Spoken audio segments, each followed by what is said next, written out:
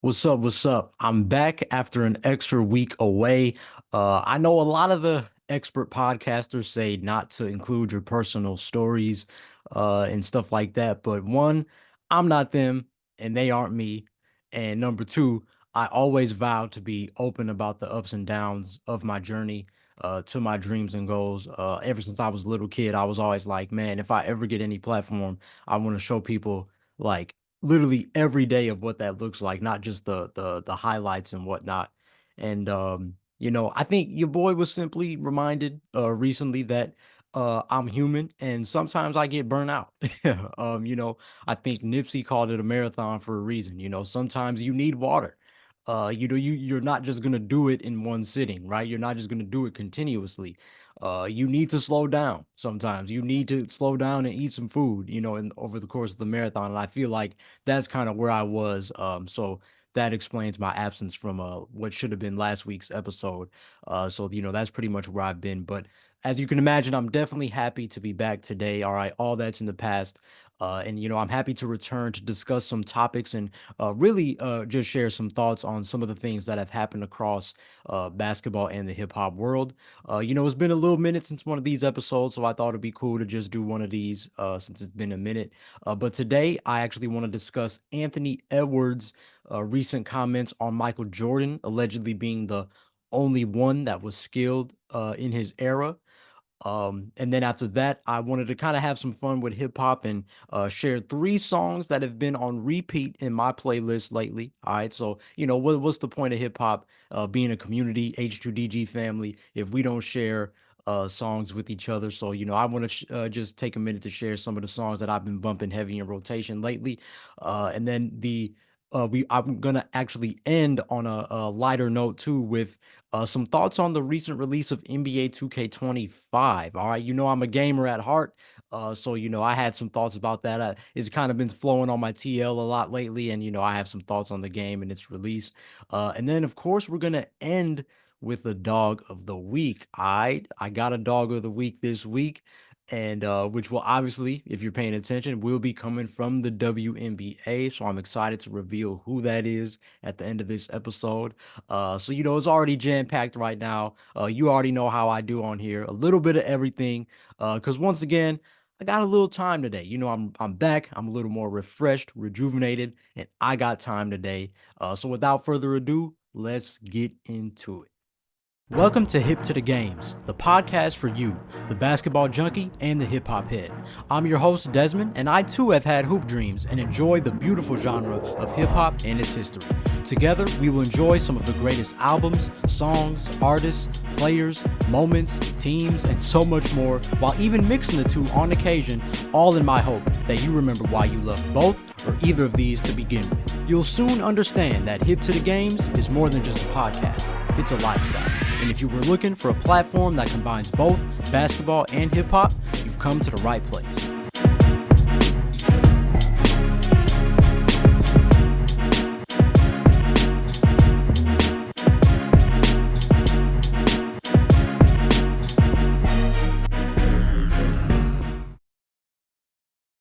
Welcome to another episode of Hip to the Games. Shout out to you if you are a loyal listener and are hip to the games. I sincerely appreciate you always coming back to the pod. And if you happen to be new to H2DG, welcome aboard. I'm happy to have you a part of the family. If throughout this episode you like what you're hearing, be sure to hit that subscribe or follow button on whatever platform you're on, whether you're listening or watching on YouTube. Make sure you're staying tapped in with all things hip to the games. And before we really get into today's episode, I already got to get my other shout outs out the way. All right. The first one always goes to the creative director, Jesus Christ, for another H2DG episode, as it's always a blessing and a privilege to get in front of this microphone and do what he's putting me and what I feel like he's called me to do, and have the working resources to do that on a bi weekly basis. And the second one goes to my 19 Media Group family. All right. You see that blue and white logo in the corner on YouTube. Uh, Man, make sure you subscribe to 19 Media Group on YouTube. Follow the socials at 19M Group on Twitter, 19 Media Group on Instagram. It's a great podcast network that I'm a part of. We got a lot of great independent podcasters, passionate creators who are doing their thing. And we have a lot of shows around sports, music, culture. So there's no doubt in my mind you can find another teammate of mine to support. Whether it's through listens, reviews, comments, merge support, like all of that support is always appreciated and felt. We always try to do our best and really, I know the 19 slogan is amplifying voices, and I feel like we all do that kind of within our respective avenues that we've chosen pretty well. So, I always like to show my love for them and show my gratitude for, allowing me to be a part of that great network. So, when you see me, you see them. So make sure you subscribe and show some love. But with all that out the way, we can get into today's episode. So if you're a returning listener, you already know how these type of episodes go. But if you are new to the show, this episode is going to be organized by the format that pays homage to the classic hip hop song structure. All right, I got 3 verses for you today, which represents 3 topics for the show. The first verse always has to set the tone. The middle one brings the climax or rising action. And then your last verse has to be the best for last. All right, it's got to be the haymaker. And since we always got to start verse 1 with a bang, the old soul in me had to address Anthony Edwards' recent comments on Michael Jordan being the only skilled player of his era. And then I kind of want to touch on the overall difference between skill and talent. All right. So, in the recent weeks, young superstar guard Anthony Edwards said this about the NBA players of the past. I didn't watch it back in the day, so I can't speak on it. They say it was tougher back then than it is now, but I don't think anybody had skill back then. Michael Jordan was the only one that really had skill. And he goes on after that, but that's really the gist of his quote. So first I want to highlight that Anthony Edwards acknowledged his youth. He can't control the fact that he was born in the year 2001, right? And granted, I think especially nowadays, due to the natural evolution of time, right?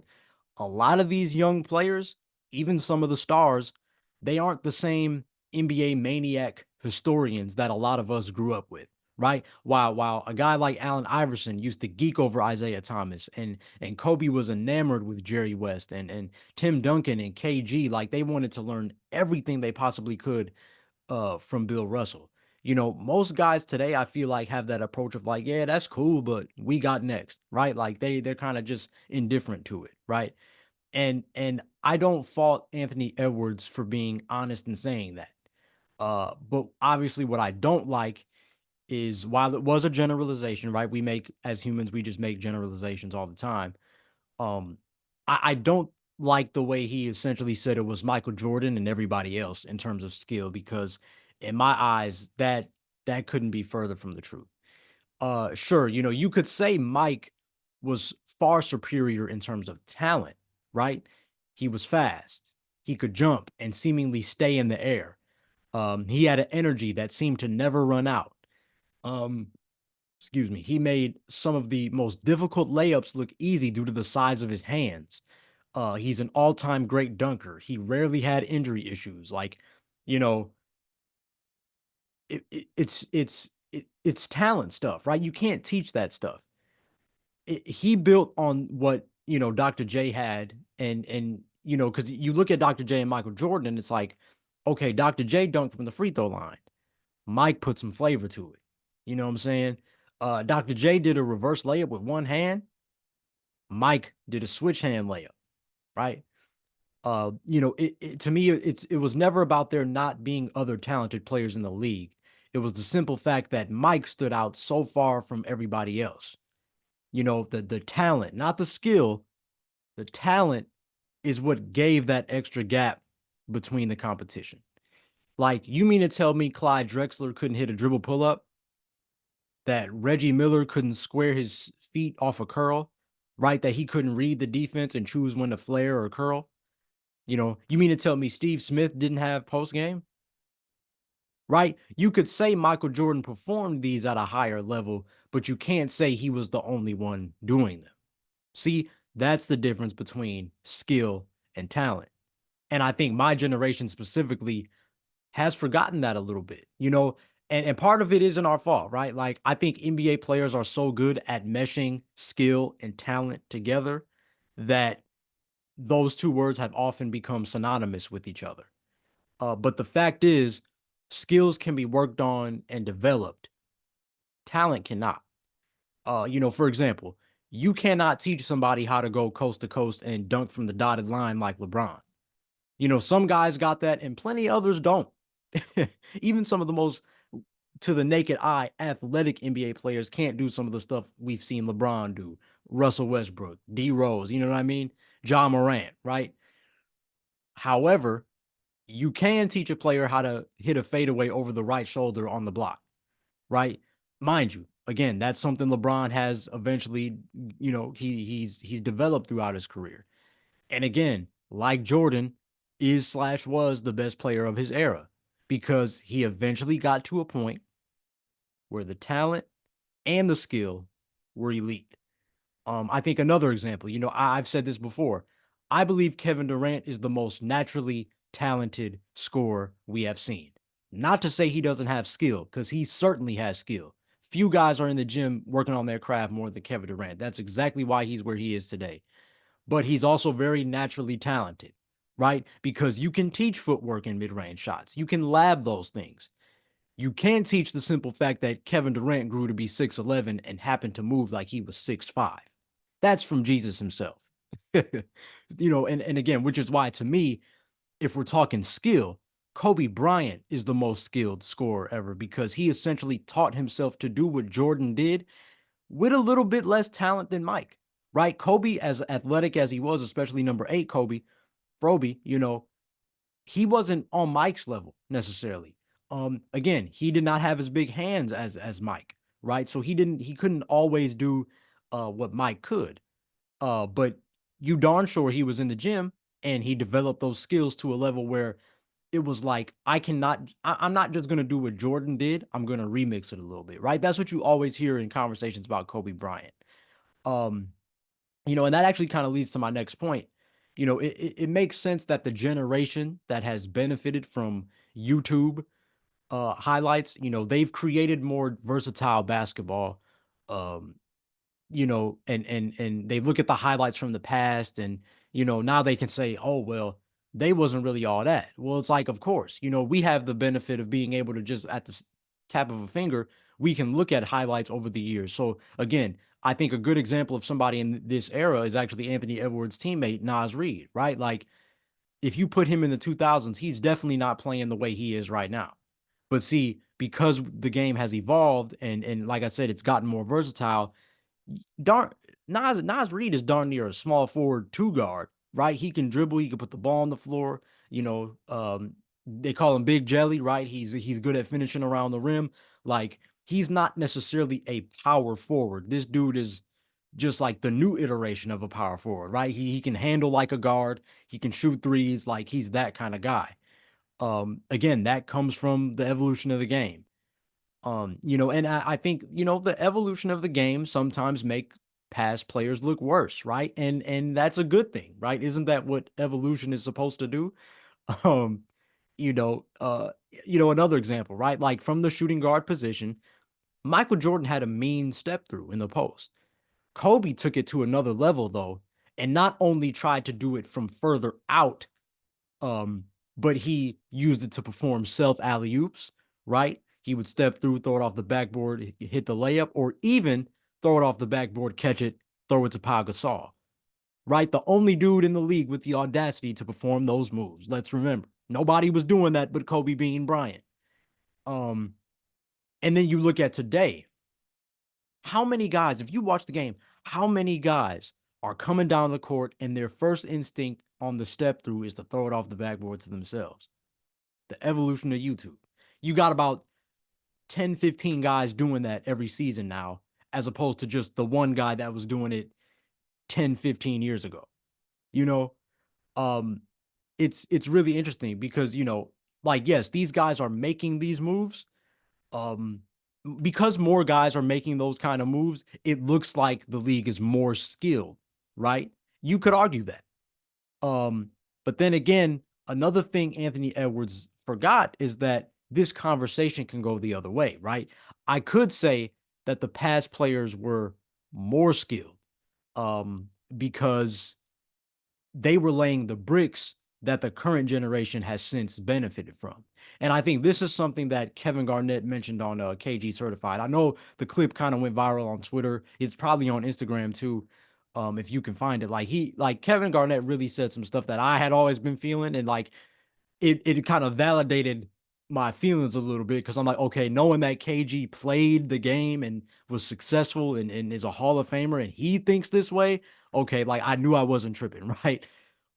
Because I could say the OGs were better and that there were far more skilled players than just Michael Jordan. They couldn't always take off the dribble threes, even if they were capable of doing so, because the game was played differently, right? It wasn't just open space and mismatch hunting and switching and all that stuff you know. So point guard, like again, you look at somebody like Luka Doncic, right? Very skilled basketball player, but at the same time does a lot of mismatch hunting, right? It's not a lot of mano type basketball, right? It's sometimes getting the pick. All right, now I got Rudy Gobert on me. This is easy money, right? It's not necessarily Luka going against Jason Tatum, Luka going against Jimmy Butler, Luka going against LeBron James for 48 minutes a night. It's not like that no more. Um, and so I think of the past eras, and I think of point guards like Gary Payton, Sam Cassell, a little bit later on, Andre Miller. Those guys had to have post game because they didn't have the freedom to shoot all these crazy shots that we see now. Big men, they couldn't shoot threes. So they had to be able to finish with both hands, left hand hook shot, right hand hook shot, fake shoulder hook shot, spin move, read the defense, feel that defender on your back, know when to spin, right? Like skill work, because it came from those mano y mano matchups back in the day. That's something that today's game is missing a little bit. How many big men do you watch today and see that they don't have a post move to memory, right? Like I know I've said that before, quoting Stephen A. Smith, but it's facts. You know, and the game was slower back then. The lanes were tighter, the defenses were tougher. In my opinion, it takes more skill and more IQ to score against that than the open space we see today. Because how many times do you turn on a game today, like I said, and you just see a guy wasting dribbles, overthink something I just can't stand nowadays, the way some of these players overthink how a defender is playing him and they miss a step back three when the layup was right there. You had the lane for the layup and you didn't take it. You did a step back three, contested, shot clock going down, hits the front rim. Like, I don't see enough players today take what the defense gives them because they're chasing the highlight. They're chasing the Instagram, the YouTube, you know what I'm saying, the TikTok highlight. It's how many big men are limited to alley oops in the half court, right? They can't do nothing but screen and hope for a lob because they don't have any kind of post repertoire or have any kind of footwork down low. You had to move with purpose in past eras, which meant refining your skills to say, hey, when I face a Gary Payton, I can't be dribbling too much. I got to protect the ball in my shooting pocket, right? I got to make sure I have it here. So if he swipes at me, he's going to hit my arm, right? You got to think the game through like that.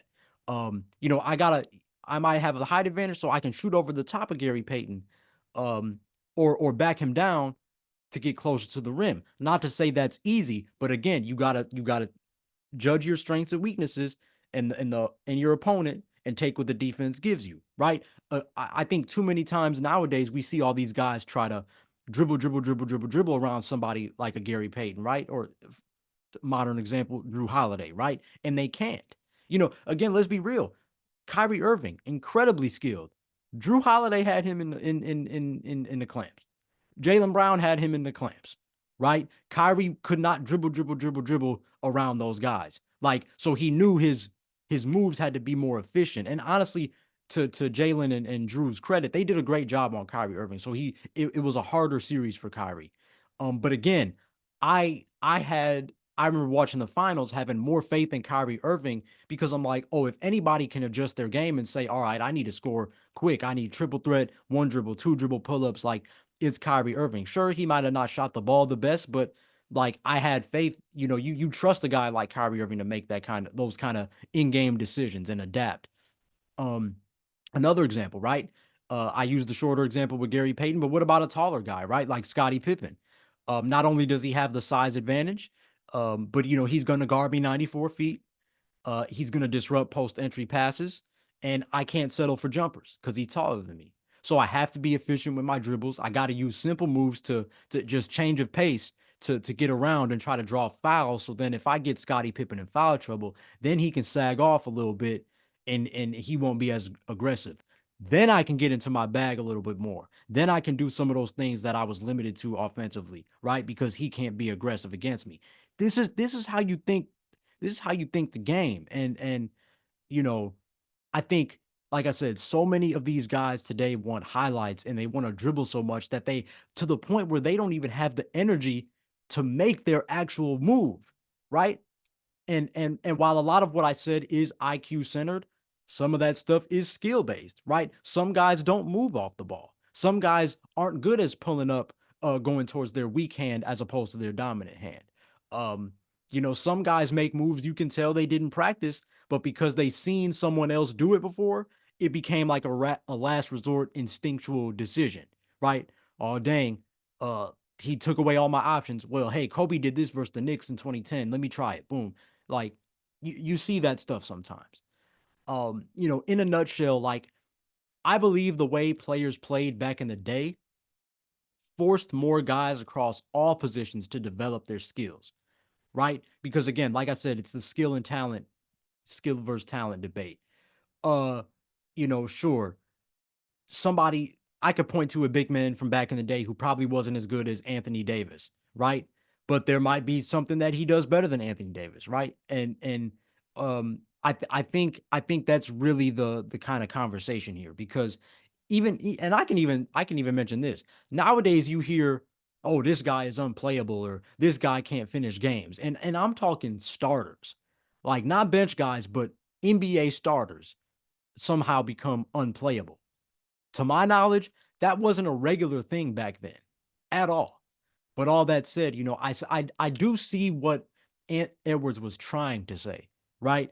There are a lot more Steph Currys, Damian Lillards, Russell Westbrooks than before, right? Instead of it just being those three guys, there are other guys on other teams. Even the weakest teams have somebody that they can get the ball to. Like I said, you think of Portland, right? They have Ant Simon, somebody who's going to shoot 15 to 20 shots a game, can get buckets in like that, right? Good off the dribble, good with the handle, can finish, right? Jordan Poole in Washington, right? Somebody who's got a good handle, can create for himself. Like more teams have these kind of guys than back in the day when there was only a handful in the league. There are a lot more Kobe and Tracy McGrady influenced wings now, right? It's not a lot of Tayshaun Princes and Bruce Bowens or whoever you want to throw out there. Those guys are not as much. They're probably coming off the bench now because there's a Kobe or a Tracy McGrady influenced guy on the wing. I think there are a lot more Chris Webbers coming into the league, right? The Scotty Barnes, the Paolo Bancheros, the guys that can score, rebound, and pass, right? A lot more Chris Webbers are coming into the league as opposed to just the one and two we had back in the day. So, I think that is what Ant Edwards was trying to say when he said Michael Jordan was the only one that was skilled, because there was just not as diverse of play types and player archetypes back in the day. So even though that is what Ant Edwards I think was trying to say, it didn't come off in the best way.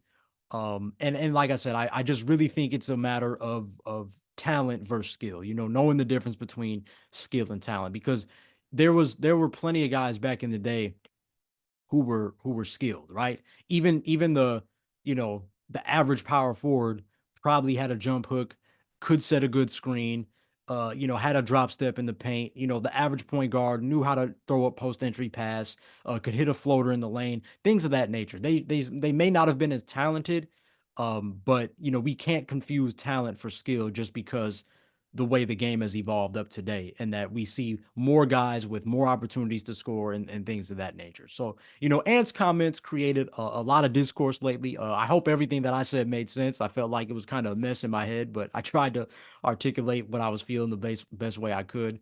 Of course, these were just my 2 cents though. What are your thoughts on this conversation? Because I think it's really dope to kind of go back and see kind of the difference between talent and skill and how the league has evolved. I would love to know your thoughts on it. Does Ant have a point, or is his lack of knowledge showing? Be sure to share your thoughts with me down below if you're watching on YouTube, or at me on the socials at Hip to the Games or at Desmond Powell underscore to share your thoughts with me, as I would love to know what you think as well. Certainly a hot start for verse one, one verse down, and I'm just getting warmed up. But I want to flip to the other side of the H2DG spectrum for verse two and actually do something new on Hip to the Games, which gives a sneak peek into what hip hop songs that I've been listening to lately. But first, if you like what you're hearing so far and you want to know how you can show some support for Hip to the Games, here's how you can do that.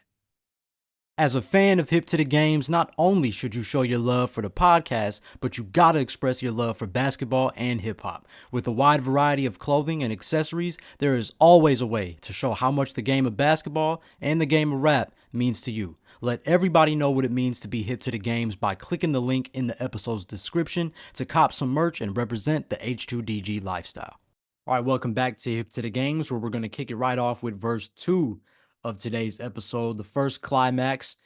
And, as I said, I want to get in my Obama bag a little bit for this verse and share some songs that have been heavy in rotation for me lately. Because, like I said in the intro, after all, if this is hip to the games, how are we gonna be hip to the games family if we not sharing what we've been listening to with each other?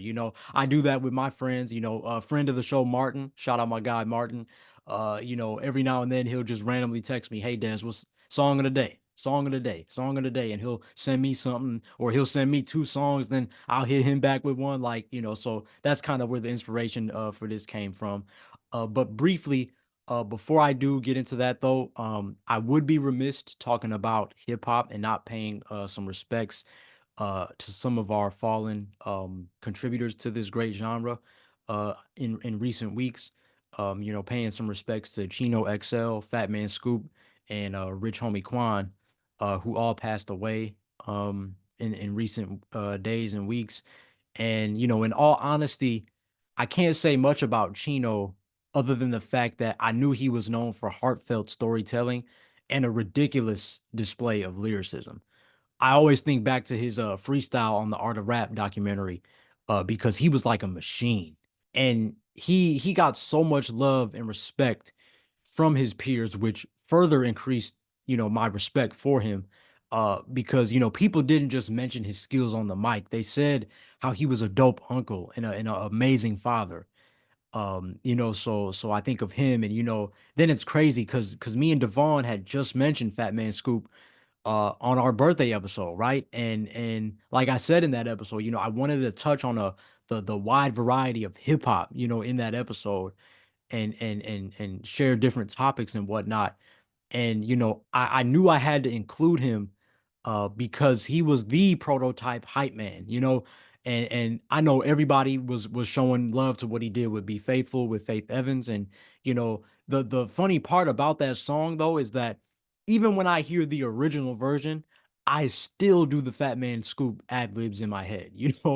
Like he was not meant to be ignored. He had this boisterous, that's the first word that comes to mind. He had such a boisterous, infectious, like energy giving voice.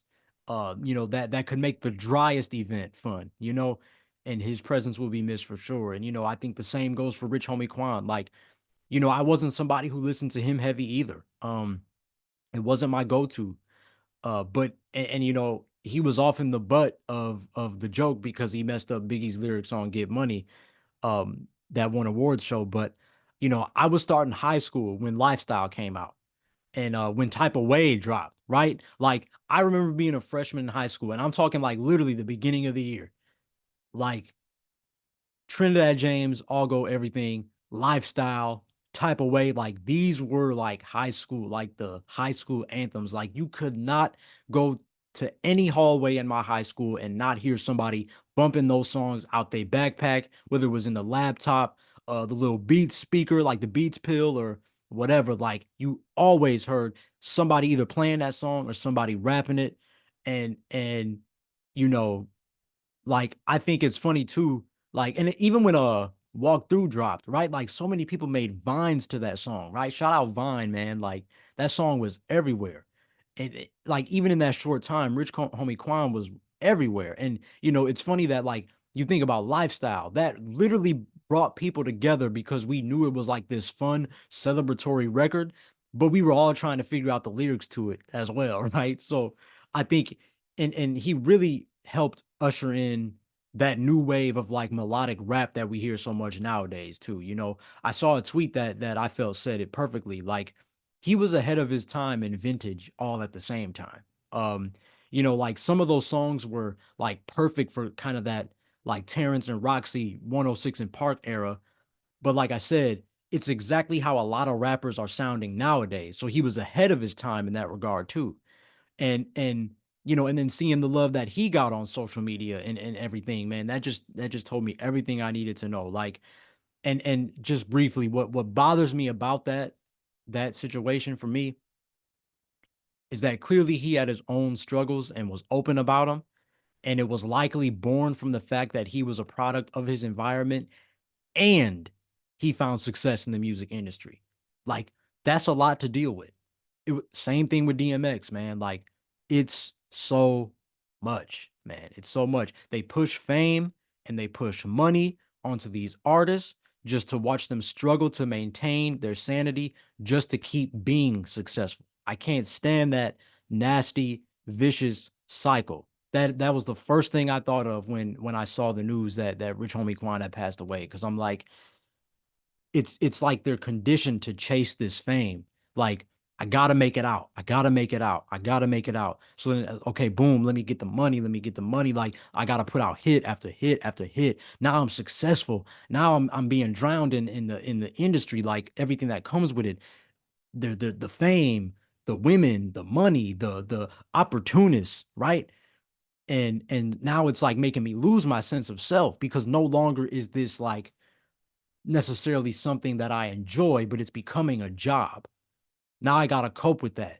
Oh, maybe I have survivor's remorse. So now I'm thinking about my hood, and it's like, man, like, or things are happening, and or childhood trauma, like all these things come to the surface, and these artists feel like they gotta do these things just to stay afloat. And like that's why, again, me being so authentic, that's why I take pride in that authenticity. That's why I'm not afraid to get on my platform and talk about some of the most gangster records and still talk about Jesus, right? And still talk about peace and let you as a listener understand like, yo, yes, this is what the song is about. Yes, this might be a vibe. Yes, these are the bars, these are the punchlines, but this is the message. This is the artist that's in that human that the industry doesn't always like to point to. That's why I come on here and I bring that energy because we can't keep losing our artists to these kind of things. I know life happens and stuff like that, but we can be a part of the solution. And I hate that it takes something like this for us to wake up to that. So, I got a little passionate there, but I just simply wanted to pay my respects because, I didn't want to get too deep, but like even beyond just hip hop and rap, like these are humans and like those guys are certainly going to be missed by not just fans but of course their friends, their family, all those things. So rest in peace, Rich Homie Quan, Fat Man Scoop, Chino XL. They gave us a lot of stuff that we can still bump to this day and honor them through the art that they gave us. So that's what we're going to keep doing. um but as I move with this new segment to H2DG, I want to let you know what I've been listening to lately as I continue to find ways for us to connect through the genre and the culture that we love so much. As always, hip hop is community driven. And some of the simplest yet powerful ways to engage in that is to share what we're listening to. So here are three songs that have been on repeat heavy for me lately. And when I say heavy, I mean heavy. Like I'm talking, listen to this song 15 times in a row. Like I'm that guy. So the first one is When the Sun Shines Again, Common featuring Bilal and Paz from De La Soul. Man, when I tell you this Auditorium Volume 1 album from Common and Pete Rock has been on repeat since it dropped, Man, such an inspirational song on an incredibly inspirational album. I love the way Pete Rock was able to bridge the vibes of New York and Chicago together, right, with him and Common. He brought such great canvases for Common to paint on, and I say it all the time with Common. His stuff is so Chicago. And it's like, well, duh, Des, he's from there, right? But like I always say, it's the jazz influences and just the instrumentation that really takes you there. Lupe and Kanye did a really good job of doing that throughout their careers as well. Like I said, Homecoming, Kanye is Chicago to a T. Um, I'm trying to think. Uh, it's funny. I think I would put Kick Push in there for Lupe, but even like there's Naomi. He got a song called Naomi. That song sounds like Chicago. You know what I'm saying? Like it's just that, like I said, it's those jazz kind of sounds that take you there. It's always special when an artist and a producer can take you to a place that you haven't been or don't experience on a daily basis. I get that with DJ Premier, because it's like he takes me to New York all the time, even though I've never been there in my life. Right. And so I can imagine for outsiders that this album really takes you on a field trip to Chicago. But this particular song, When the Sun Shines Again, the way Pete Rock chopped up the sunshine, sunshine, like from the Roy Ayers classic, right? Everybody loves the sunshine. He chopped that up like that.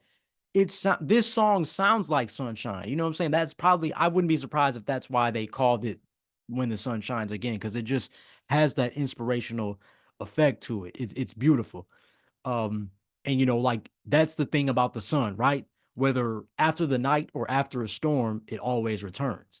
So, I think this song is even greater, is such a metaphor for life.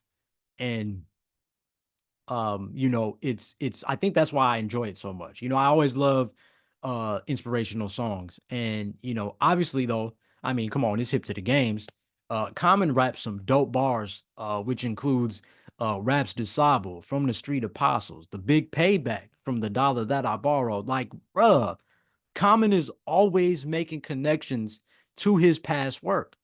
Like the way he uses the James Brown big payback, right? While referring to the title of his first album, Can I Borrow a Dollar, right? The big payback for the dollar that I borrowed. What Common is so good at fusing like two albums and combining it, right? Even in his LA Leakers freestyle before, when he was like Nas and Big, I got a story, man. It ain't hard to tell. Like he's good at that. He's good at that.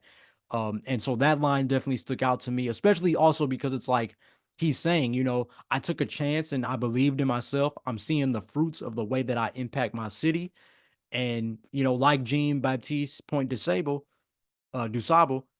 he was, who was known as the founder of Chicago type deal, right? Like dope stuff there, dope stuff. Um, and he even has some nice rhyme schemes, like the way I move from A to B, they hate to see, not just see, but they hate to see the heart can sing a song for me to live gracefully. Like, and I think I even tweeted when the album dropped, within the first two songs on the Auditorium Volume 1, like literally 5 minutes in, Common already showcases why he's a legend in hip hop and why he's dope with that pen. And additionally, I think the features from Bilal and Plug One, right, are great. When I tell you pretty much anytime Common and Bilal are on a song together, it is absolute gold. The chorus fits so well, and I really appreciate how Paz kind of uh his unorthodox flow like contrasts Commons. And when I say unorthodox, I simply mean that he does an excellent job letting the beat breathe and then attacking it in his own style, right? So like if Common is Steph Curry, Paz is like Kevin Martin, right? The buckets are different, but best believe you getting 40 from both, you know? And a line I really liked from him was his take on the idea of being a GOAT. Uh so they say that I'm a goat, but that I do ignore. Cause a goat can be slaughtered and cooked up in a curry and ate up in a hurry, and that I can't afford. And I feel like that was his way of saying, while has become a term of endearment in today's generation, if you live for that kind of praise, it can lead to one's downfall, right? It's bigger than simply being labeled as a goat by the public, right? Being the goat isn't easy, right? And one thing about Paz, he's gonna make you think, and his verse certainly does that. But just a dope song all around. I mean, whether you're waking up on a Sunday morning, writing a paper, on the way to work, need to pick me up like this, listen to this song. It is definitely a mood booster. Now the second song that's been heavy in rotation for me is another inspirational one, and it comes off Logic's latest album, Ultra 85, and that one is called Ghost in the Machine, which features Robert Ivory and Phil Ade. And if you are a Logic fan, you will know why this is an obvious one for me. Because this beat was something Logic teased back in 2017, and the minute you heard it, you knew it was heat. But the question was, will we ever get the song? And if so, when? Right? And lo and behold, Logic finally came through with it for his long awaited Ultra 85 project. If you know Logic, he always says, "Oh, I'm 5 albums away. I'm 5 projects away. Like I'm always working ahead." So to think he knew what this song was in 2017 and we're just now hearing it in 2024, it shows you how serious he is about that, right? So of course, we finally know that that sample comes from "Going in Circles" by Friends of Distinction. And while I think it's an amazing sample, I do wish the beat was longer. Because Logic only really raps over that beat for about a minute and some change, like probably maybe a minute and 30. Um, and then it kind of slows down and kind of reminisces that like chopped and screwed sound, and then it features like vocals from Robert Ivory and then a rap verse from a fellow DMV artist, Phil Ade, who I was happy to hear after hearing him on a few songs with Wale in the past. And what I really appreciate about this song is that Logic uses his verse to mention how he's been at this point in his life where he loves himself, he takes care of his health, he takes care of his family, um, presumably as opposed to the respect, the riches, and the fame that he once sought after when he was younger. Additionally, he even dedicates a message to that, to the kid in his dorm room with a dream, right? Encouraging him to never give up. And because his life can change suddenly, just similar to how Logic's did. And then on the flip side, it gets to Phil Ade's verse, and his has themes of gratitude as well, but it's more of like a reflection verse on how rap changed his life, and where he even mentions how good it feels to be able to take care of his mom financially, to where neither he or she has to stress about it. Like, oh, you need this fix, like cool, I got you. So overall, similar to When the Sun Shines Again, I think. As far as what situation you can play the song, I think it's similar, but at the same time, I can do nothing and play this song on repeat. Like just me and my thoughts. You should def try it because that loop is crazy. I'm so glad Logic finally released that song. Um, and then the third song that's been on repeat heavy for your boy is What We Do. Freeway, Jay-Z, Beanie Siegel. Um, I was picking between two here, but it became obvious because it's one that I can genuinely listen to nonstop. In fact, just at the time of this recording, just last night, that's all I was listening to, right? And I mean, like going back to 2003, right? This Just Blaze production. I mentioned it, I showed love to it on the episode with Devon, like, even though what we do is wrong. Mm, doom, doom, doom, doom, doom, doom. Like that is crazy. Just Blaze is crazy. Just 2003. All right, Just Blaze is a legend in general, but 2003 Just Blaze needs to be up there with like 2003. That little like MVP race from 2003 where it was like Kobe was averaging 30, T-Mac was averaging 30, Duncan was having the best year of his career. Kevin Garnett was doing his thing. Shaq was doing his thing. Like Just Blaze is in that conversation. I mean, we all know this song, right? Like the greatness of this song is nothing new. But there are several things, and there are several things I love about this song, right? Like I said, the beat, the flows, some of the rhymes, like Jay-Z referencing my guy Tracy McGrady, right? Bang like T-Mac. But what stands out to me is the seamless transitions between each MC. Like, I mean, the chemistry between Free, Jay, and Beans is on 2013 James Wade and Bosch type levels, or low key Parker Ginobili Duncan. That might be more accurate. I don't know. You take your pick. But point being, These dudes were flowing. The way Jay says, "Let me get him free." Right after Freeway finishes pouring his heart out with the longest verse out of the three. And then the way Beanie Siegel takes the baton from Jay seamlessly and finishes the song like just literally some of the smoothest transitions between rappers you'll ever hear. Like almost to the point it sounds like one continuous verse. But again, Freeway's verse is literally why I do what I do on this show. Because the way he explains, as the sample goes, even though what I'm doing is wrong, the hustler's lifestyle ain't ideal. I do it so my mom can smile. I do it so my family can eat. I do it so like I'm taken care of. Like I'm not doing this just because there's a bigger reason behind it, even if it's risky, right? And then Jay's flow on this verse, like, come on, dog. Me and Devon talked about that too. Early 2000s, Jay was dumb with the flow. Hove never slacking main, zipping in the black range, faster than a red ghost, getting ghost with Pac Man. Like, this dude is crazy. And the way he takes that rhyme scheme all the way to the point where Beanie Siegel just keeps it going. And while the flow and cadence is just a little bit different, for the most part, that scheme is the same. And it really just shows off the chemistry of these guys. Like, I mean, this is a classic, especially for Philly folks. Like, but if I have kids and they ask me what the 2000s were like, I'm gonna play them this song.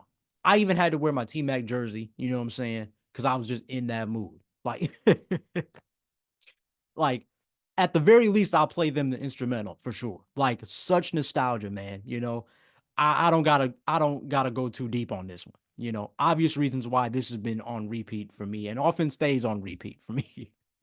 But there you have it. Those are just some of the songs that I've been listening to lately.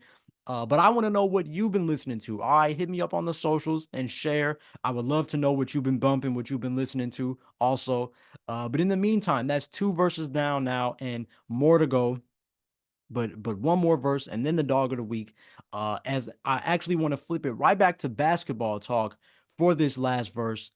This time virtually though, as I want to share some first impressions of NBA 2K25. It's been a minute since I last talked video games on the show. As in the past, I've talked NBA Street, NBA Live, NBA 2K as a whole. But of course, being that I'm a gamer at heart, and have been itching to get some time to really play NBA 2K25, I thought I would share some first impressions of the game because, like I said, it's really been all over my timeline lately. And it's a lot of mixed opinions.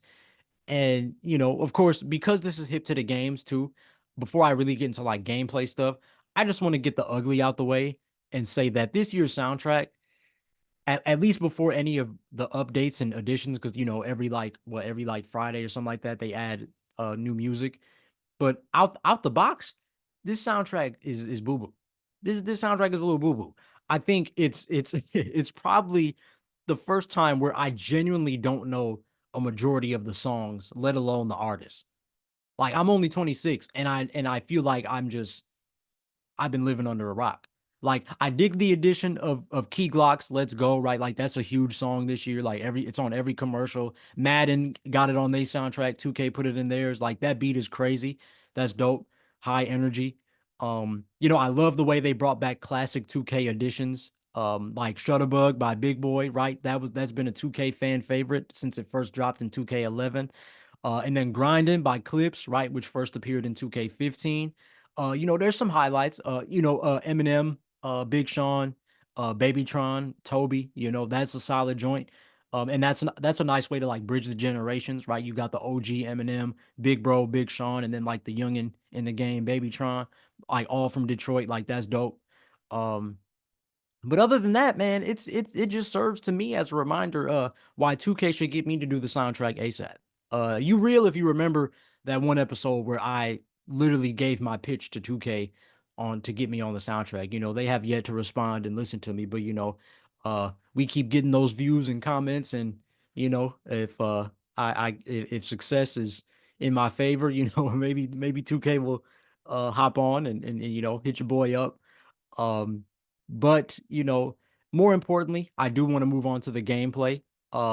Now before it even dropped, the overall pace of the game reminded me of the transition from 2K19 to 2K20. Like in the little gameplay stuff that leaked leading up to the release, I could already tell. I'm like, it's a little slower. And like I said, it reminded me of literally 2K9 and 2K20. It was the same exact thing. And even now, people are like, oh, why is the game so slow? Duh. It's like, dog, it was literally what happened from 2K19 to 2K20. Like we've been this way before. We've been through this. Play the game, adjust to it, and then you'll barely notice it, you know? And I can say that's 100% true. You know, like I said, people are complaining, but like they don't realize that's because they sped up the game the past few years and then they kind of slowed it down a little bit. It's the same exact thing we went through. Um and you know, another hot topic too has been the shooting, which is actually funny because so many people are upset that they're not shooting these like crazy hot numbers. Um and you know, I think the past few iterations, maybe aside from last year, I thought shooting has been very easy. And I'm somebody I don't like that. I don't like that everybody can go 7 to 7 from 3 point. Nobody misses a shot. Everybody's shooting percentages are through the roof. Like, and I get it. Like, if you're an arcade basketball type guy, like type player, like that's cool. You know what I'm saying? Like you probably do want to shoot 100% from the field every game, right? But like to me, as somebody who values like the realism and real basketball, like that's not fun to me. That's not fun to me. I like the challenge of missing and figuring out how to get the next shot, like stuff like that. Um, you know, so I think now that we have a game that doesn't have us making literally every single shot like that people are complaining about now, it makes me laugh because I'm like, it reminds me a little bit of 2K16. Like, do y'all remember 2K16 as beloved as it is in the 2K community? Do y'all remember 2K16 where we could even miss green releases? Like, y'all act like this is the worst shooting ever. And 2K16, in my eyes, was some of the most challenging shooting, but it was so fun because of it. It was that way. You know, that's how I feel about 2K25. And I think people got to remember too, like we don't make a lot of shots consecutively in large part because they took out the green machine badge, which allowed players to get perfect releases consecutively, right, with that badge.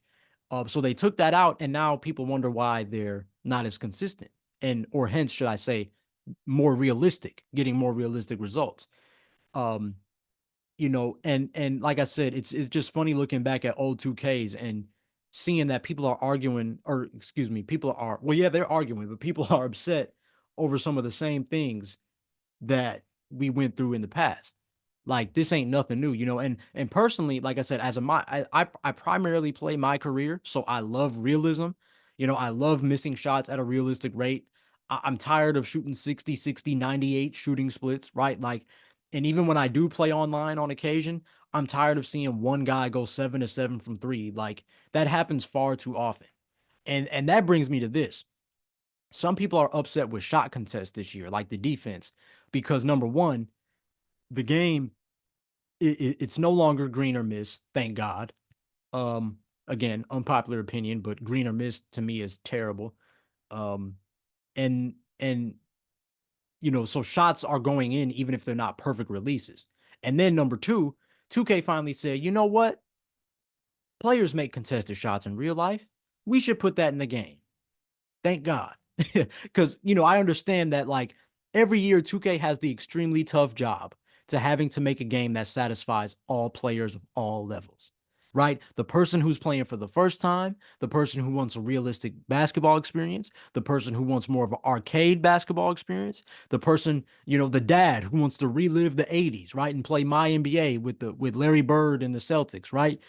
Like the person who only plays my team, right? So they're literally, whether they're, and especially if they're playing online, everybody's team is good. Everybody's team is filled with 99 overall players, right? So like they have to create a game where everybody can at least be content.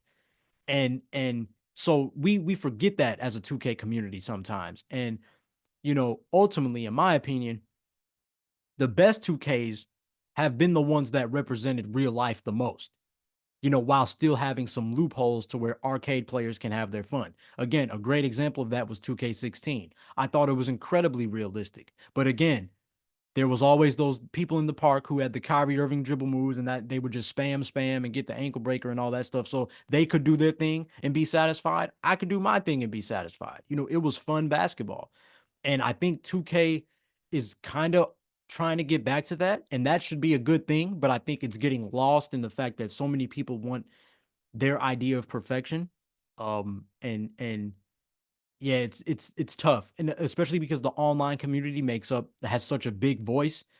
If you know the person with 1,000 followers and plays a lot of online, if they complain about the game, that's gonna have a little bit higher value than somebody like me who just plays a lot of my career, who wants the realistic basketball experience, and I'm having fun with the game. But see, they might update something and change it for the guy that plays online, and so now his experience is better, but mine is got a little worse. So 2K has a hard job, man. They gotta balance all that. And it's like I said though, I really think they're going back a little bit, and it's representing real life the most, and I think they got it right this year. If you want to dribble the air out the ball, you can. But if you're more of a Kevin Durant type, you can play like that too.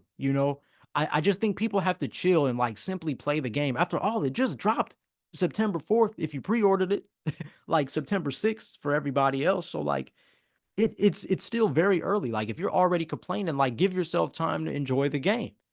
Stop looking for all these, and that's the thing too. We live in a world, the saying everybody is saying is touch grass. That's what I would tell the 2K community. Go outside and touch grass. Stop looking at all these YouTubers telling you how you should play or what build you should make. Make the build you want to make. Play the modes that you want to play on the difficulty you want to play them on with the settings that you like, that work for you and the way you play the game.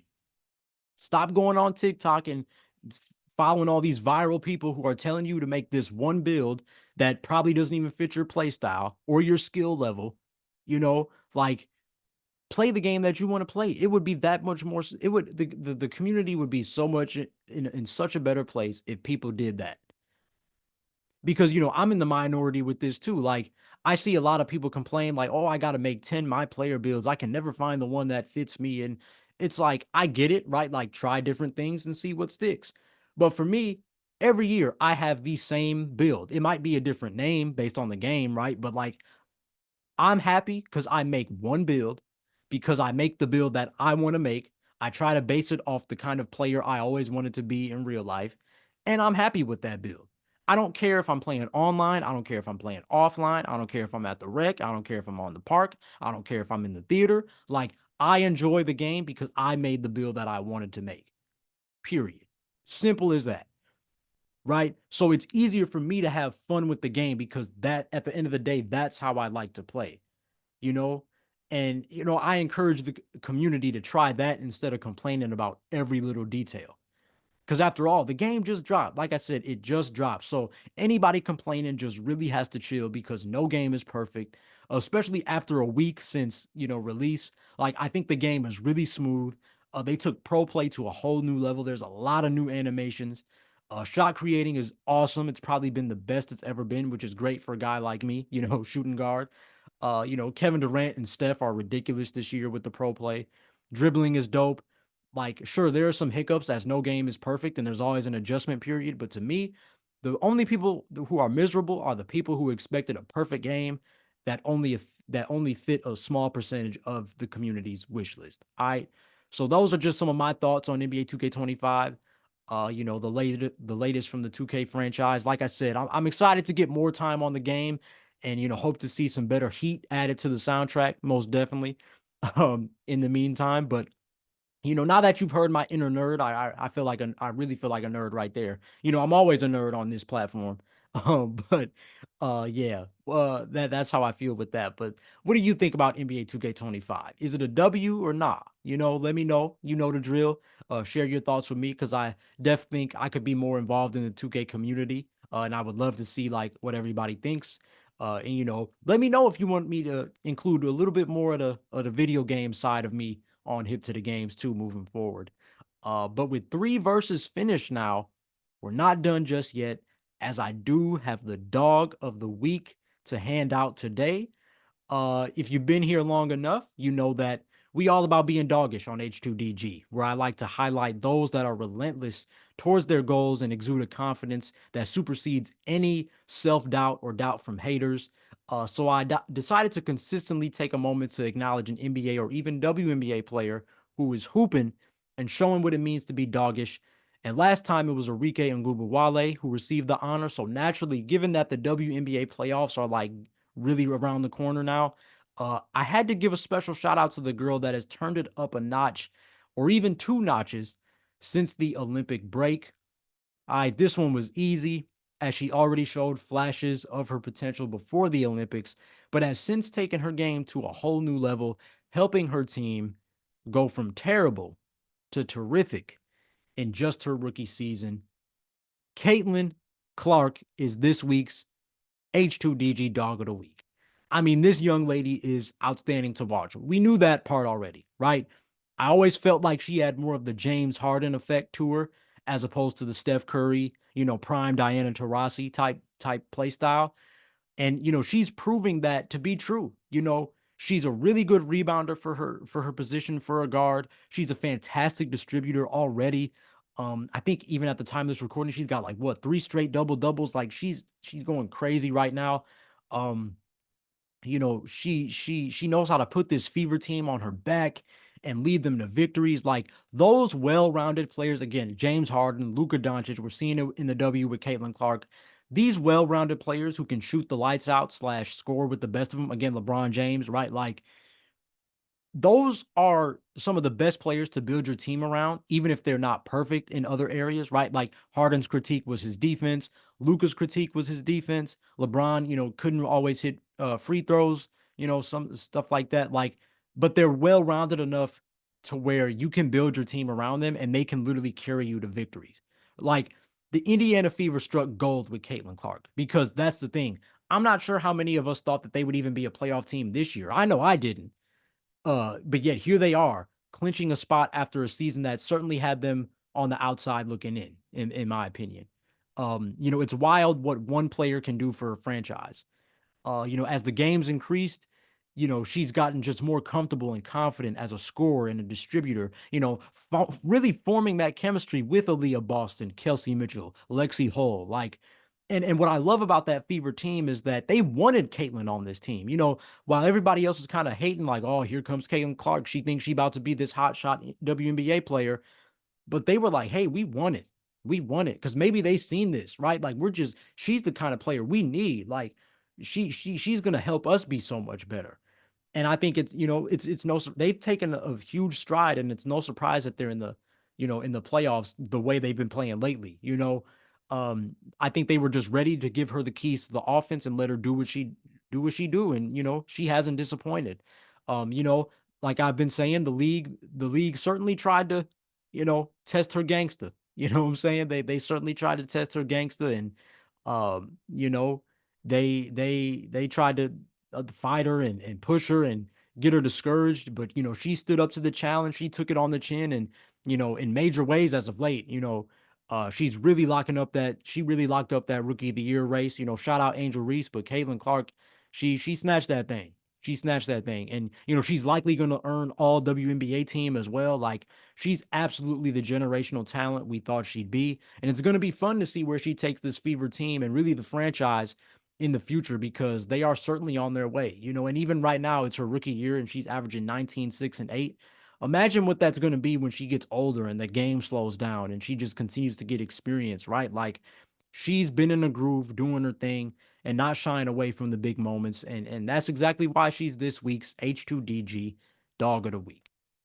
And with that final segment, we've made it to the end of another Hip to the Games episode. From the Edwards controversial statement to some of my favorite songs that have been on repeat lately, the recent release of NBA 2K25, and the dominance of young superstar Caitlin Clark. Lots of fun discussion with a mix of unpopular opinions here and there, and some flowers to some great people, a part of both hip hop and basketball. As always, these were just my thoughts. So I would love to hear from you. I got to hear from you. You can tweet the show at Hip to the Games or tag me directly at Desmond Powell _ on Twitter and Instagram for both. And share your thoughts on any of the topics discussed today, as I would love to hear or read your thoughts. As always, I want to thank you for listening to another episode of Hip to the Games, all for the love of the best combo there is. And of course, huge shout out to you for being hip to the games and being a part of the H2DG family. Peace out and God bless. Hope you enjoyed this episode of Hip to the Games, and if you enjoyed this episode, be sure to hit up the socials at Desmond Powell _ and at Hip to the Games on Instagram, Twitter, and TikTok so you don't miss out on the fun. And please follow or subscribe to the show and leave a review on the podcast platform you're on right now, as your support is greatly appreciated.